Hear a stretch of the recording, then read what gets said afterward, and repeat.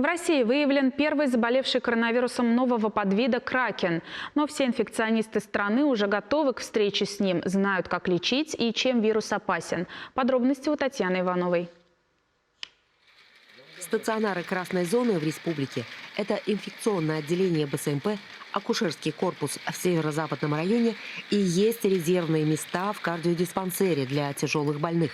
В праздничные дни заболеваемость коронавирусом снизилась, но врачи готовы к встрече с кракеном и все о нем уже знают. Клиника не тяжелее обычного омикрона. Значит, это температура не выше 38 градусов, выраженный катаральный синдром, то есть заложенность носа, насморк, першение в горле, сухой кашель. То есть клиника ОРВИ. Интоксикация выражена минимально.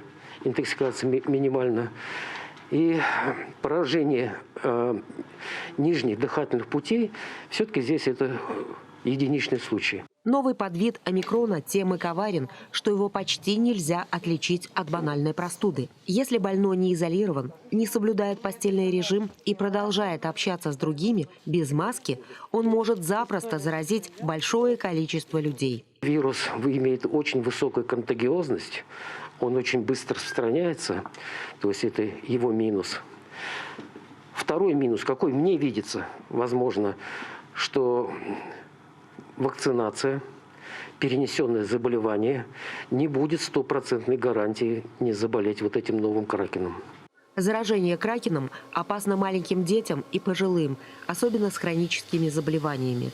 У таких пациентов не только ковид, но и любой другой вирус может вызвать тяжелое течение, и лечиться придется только в красной зоне. Сейчас в распоряжении врачей уже 17-я версия клинических рекомендаций по лечению коронавируса. Вчера, как говорится, хрипела, пищала, сейчас вот и врач говорит, хорошо стало более-менее. Уход отличный. И врачи очень на высоте здесь лечат, очень. Дай Бог им доброго здоровья. А для здоровых людей у инфекционистов по-прежнему одна единственная рекомендация – соблюдать меры профилактики, носить маску, пользоваться дезинфекционными средствами и элементарно мыть руки. Татьяна Иванова, Вадим Владимиров, Вести Чувашия.